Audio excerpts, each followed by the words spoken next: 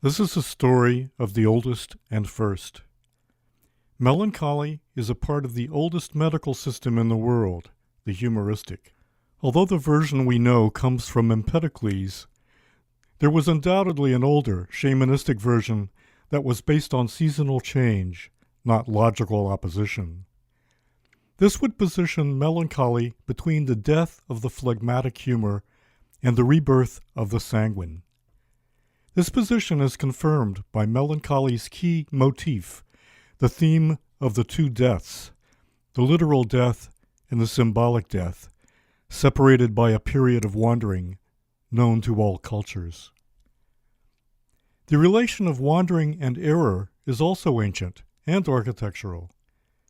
The labyrinth of Theseus, the oldest architectural motif attributed to the first architect Daedalus, is the pattern of the trial that must be undertaken by the soul that does not yet know it is dead.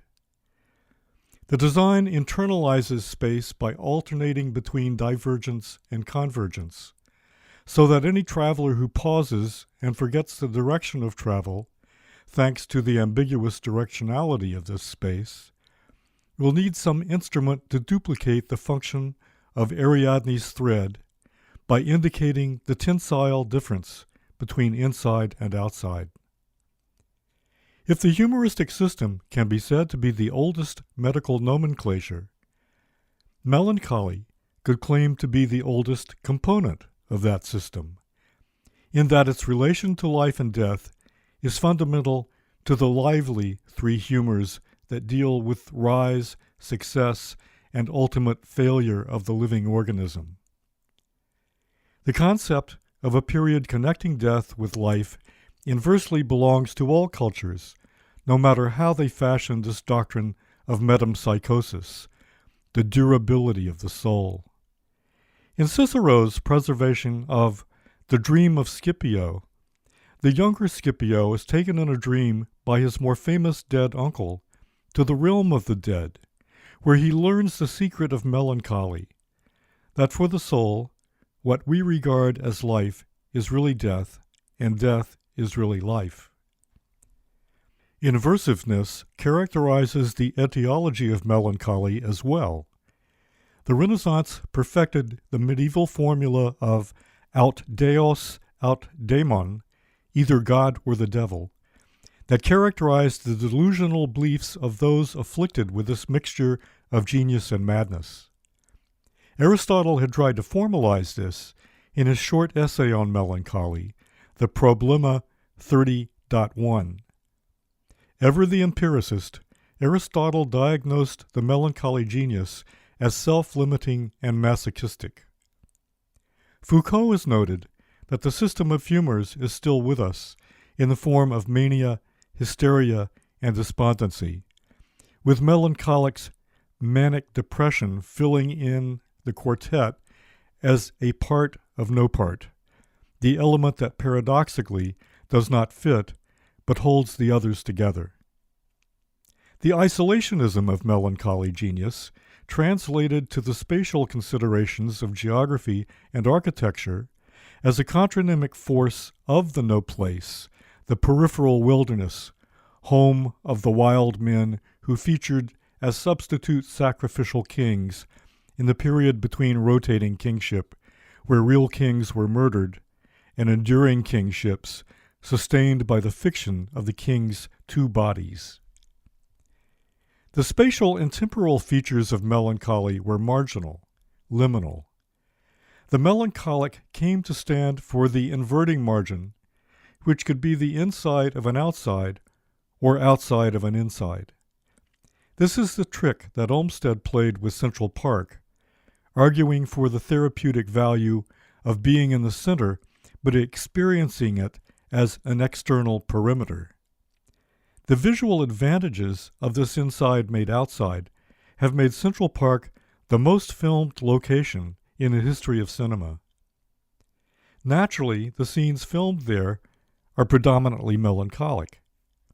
The theme of error and wandering is condensed into circular movements that, although they return the traveler to a known position, create the illusion of infinite distance. the same inside-out trick used by the Romantic landscape painters that Olmsted studied before making this design. If melancholy is the oldest component of the oldest medical system, it is also ancient in its relation to the family of terms that predate the practice of logical isolation of opposites. The thesis of Carl Abel that words meaning both one thing and its opposite, contronyms, predominated in ancient languages, but were domesticated and rationalized as language began to favor logical relations over inversive interactive terms. Freud was attracted to the idea of the contronym, since it linguistically did what the unconscious and the dream did in the suspension of negation. Abel was rejected by linguists, primarily on the grounds that modern linguistics did not allow any differentiation between primitive and modern languages. All languages were ahistorical. There were no linguistic practices separating the first humans from moderns, as Vico had argued. Metaphor and metonymy were the eternal logics of synchrony and diachrony, the opposition necessary to any language, and therefore proof of historic equality. Abel, Freud, and later Jacques Lacan were virtually alone in seeing metaphor and metonymy as evolutional and transformative. The wide use of contronyms in ancient text and the resistance to and puzzlement over their employment by modern thought was ignored by nearly everyone but these three, who were unaware that their intellectual predecessor, Giambattista Vico, had theorized this transition in 1725. Thus, the theory of metaphor begun by Vico, established ethnologically by Abel, and made into the foundation of psychoanalysis by Lacan, was written out of modern intellectual history, even by Paul Ricoeur, whose otherwise comprehensive book on metaphor failed to mention either Vico or Lacan. As a medical symptom and psychological category, melancholy easily played the part of a pathology of language. Metaphor was described as defective analogy, missing the critical connective term to play out A is to B as C is to D. Thus, it was critical to the rhetorical tradition of the quadrigia, the layered strategy of medieval preachers who divided their sermons into literal levels that all could understand, a moral level that was pedagogically the sententia, an analogical level for the more sophisticated members of the audience, and a performative anagogical level that brought about meaning through stagecraft, surprise, inversion, and emotional intensity. Anagogy was the level at which it could be said that word became flesh. Metaphor's reputation for embodiment was simultaneously a spiritualization of the body's specifically mechanical features, converting each part into a magical equivalent. The ambivalence of this final feature of rhetorical levels repeated the principle of aut deus aut daemon that made the melancholic pathologically a genius and a madman. Its logic was compressed into the enthymeme, the rhetorical syllogism, that suppressing or leaving out entirely the middle term connecting the two premises transferred the conclusion to the audience, who formed its conclusions in silence. Where literal meaning needed no syllogism, moral meaning required the logic of the story, that the ending should answer to the beginning. Analogical meaning required a relation of proportion linking two distinctive fields. Anagogy transformed both the story and the storyteller to create a whole in the presentation that was a gateway to an open semiosis, in the terms of Umberto Eco. This is the aleph, the Borgesian whole in space-time, that condenses the outside of a locale into a central bright object through which everything may be seen and known. Access to the aleph is limited to melancholics in two ways. The melancholic is the only one able to conceive of such a geometrical inversion, and melancholia is the only way to describe its effects. The conception and reception of the aleph, as with all cases of inversion, belong to melancholia in the same way that a musical tune belongs to a specific key with defined intervals and harmonic relations. Just as the key of C-sharp minor and the Parsifal chord instantaneously induce melancholy in audiences that hear them, the inversive aleph belongs to only those who are able to appreciate the lemon as such, simultaneously an outside and an inside. The theme of the interval between the two deaths is the most universal as well as the most ancient feature of cultural conception. It is the first thing the human imagines that other animals cannot imagine. It is the motive for burial, or its counterpart cremation, the ritual mimicked by marriage. Melancholy's identity with this interval is simultaneously medical and pathological and psychoanalytical, in that the etiology of black bile is curiously analogous to what in psychoanalysis is the unique subjective object or objective subject of materialized demand-desire, jouissance. In French, this has a specific connection to sexual pleasure, but in its ambiguous relation to hysteria of pain for pleasure and pleasure for pain, jouissance is more precisely defined as a contronym. It is both a surplus and a lack, an overpresence, but also something that is radically missing. The system of humors helps us understand jouissance by its segregation of melancholy's humor, black bile, from the other humoristic substances. Blood, phlegm, and choler, or yellow bile, were bad only in excess, too little or too much. The medical aim was to restore balance through the addition or subtraction of substances thought to correct imbalance. Black bile was, however, deleterious in any amount. As a microtoxin, it could easily infect the other humors with thoughts of death, or its reverse, impossible immortality or power, paranoia, dread, hysteria, mania. It was contagious. Black bile foreshadowed germ theory and was available in other media. The evil look, the unspeakable name, the unfortunate slip of the tongue. It was the plutonium of ancient thought. In the same way, jouissance is the element of human emotions that unpredictably convert happiness to sadness and vice versa. Its dramatic value is incomparable, allowing the existence of invisible forces and magical powers.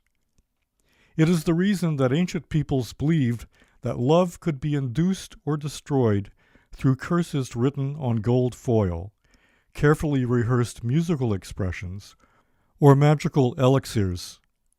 Effective in small doses, jouissance was a hinge, a tickle, a tripwire. There could be no more useful device to the arts than something small, portable, and ubiquitous. Like the handkerchief in Othello, it is the smallness of the toxin that makes it lethal. There are only two thinkers who have dared to theorize the immaterial materiality of black bile, Giambattista Vico and Jacques Lacan. But because contemporary architecture theory has either ignored or distorted their positions, I cannot use them to explain this phenomenon. I can only state what is obvious in the history of ideas, that the most critical substance of human subjectivity, evident in melancholy alone of all the humors, has never been treated as a legitimate substance, both material and conceptual, except by these two thinkers.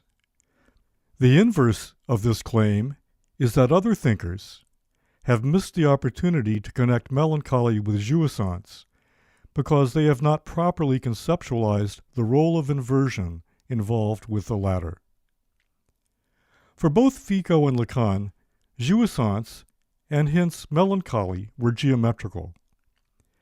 Thus, the spatial and temporal formations of culture could be understood in terms of black bile's scalar, that is, fractal, role in the formation of cities, houses, tombs, the wilderness, and the imagined underworld. Lacan, focusing on the constants of subjectivity in relation to the signifier, was able to be more specifically geometrical by redrawing the relation in terms of projective topology. Combined with Vico's ethnological spacetimes, Lacan's topologies combined at the level of inversion the circle and center that become the center and circle in what Lacan called extimity. Between these two accounts, the ethnological and purely subjective, an ethnotopology becomes possible through the mediating role played by jouissance. The first medical diagnosis, hysteria, is also psychoanalysis' first psychoanalytical diagnosis.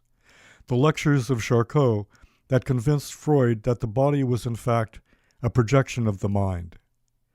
When he wrote late in life that psyche is extended, knows nothing of it, Freud summed up hysteria as the means by which the concepts of the body that we form through knowledge have dominion over the maladies that we experience in the exchange of pleasure for pain and pain for pleasure, that is the hysteric's special talent. Psyche extends, but it is also extension, which we must understand both spatially and temporally.